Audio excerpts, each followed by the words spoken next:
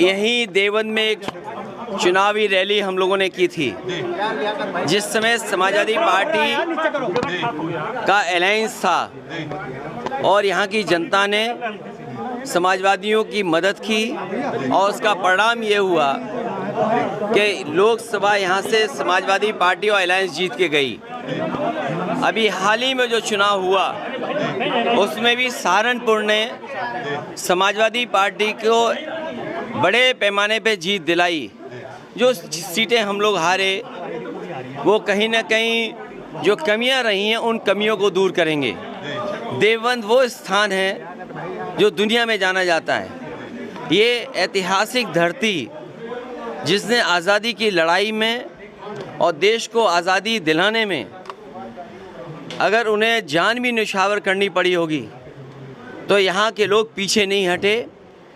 उस समय अंग्रेज़ों के खिलाफ और देश के हित में जो देवबंद का योगदान है वो भुलाया नहीं जा सकता। ये स्थान ऐसा धार्मिक और पवित्र स्थान बनकर के निकला है कि जहाँ पर भाषा को लेकर के, अपने कल्चर को लेकर के, अपने ट्रेडिशन को लेकर के आने वाली पीढ़ी के भीतर कैसे वो संस्कार जाएं, उसके लिए देवबंद हमेशा जाना जाएगा। ये वो स्थान है जिसने उर्दू में शिक्षा दी, लोगों का जीवन बदला है। ऐसी जगह आकर के अपने कार्यकर्ता नेताओं से मिलने के बाद मुझे पूरा भरोसा है कि जो समाजवादी सिद्धांत है कि गंगा जमनी तहजीब, जो भाईचारा, जो आपसी प्रेम है, उसको वापस लौटाने के लिए समाजवादी लोग लगातार काम करते रहेंगे।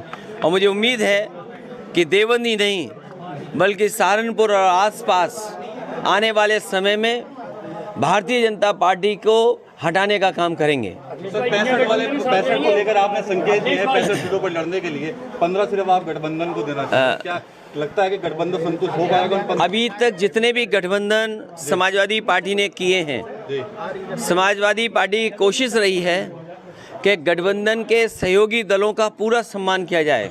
और मैं आज आपके सामने कह रहा हूँ, और जो भी हमारे गठबंधन के साथी हैं कभी पहले निराश नहीं हुए, आगे भी निराश नहीं होंगे।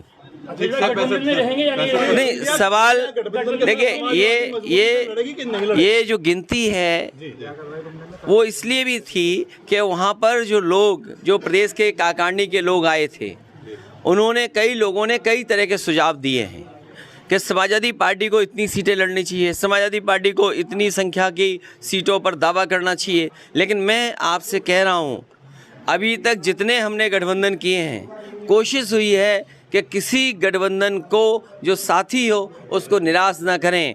और हमारा गठबंधन और पीडीए स्ट्रेटजी, पीडीए ही हराएगा एनडीए को, क्योंकि एनडीए के लोगों ने धोखा दिया है पीडीए के लोगों को। पीडीए के जुड़े हुए लोग, उनको धोखा मिला है एनडीए से। आज पिछड़े, दलित, अल्पसंख्यक, मुसलमान भाई सबसे ज़्यादा पीड़ित हैं और सबसे ज़्यादा न्याय हुआ उनके साथ। अगर कोई न्याय दिलाएगा तो यही गठबंधन पीडीए मिलकर के आगे बढ़ेगा। अच्छा, एमपी में साथ मिलकर नहीं लड़ रहे हैं कांग्रेस के, सरकार खंडन कर रही है, क्या कहेंगे? देखिए, जो मध्य प्रदेश में बात ख़त्म हो गई है उस बात को हम लोग ना उठाएं। ये शायद हमारी समझ के बाहर था, या हमने ज़्यादा समझ लिया हो और किसी के साथ बैठ कर के ज़्यादा भरोसा हो गया हो।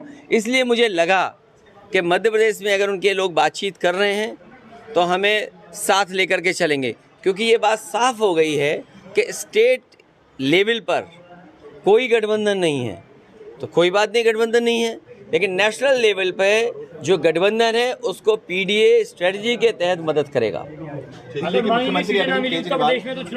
देखिए, अरविंद केजरीवाल जी हों या आदरणीय मोहम्मद आजम खान साहब हों या समाजवादी पार्टी के और विधायक हों, ये हमारे साथी जो खड़े हमारे साथ हैं, अगर जनता की आवाज़ उठाएं तो इन पे मुकदमा लग जाएगा, और लग गए होंगे न जाने कितने।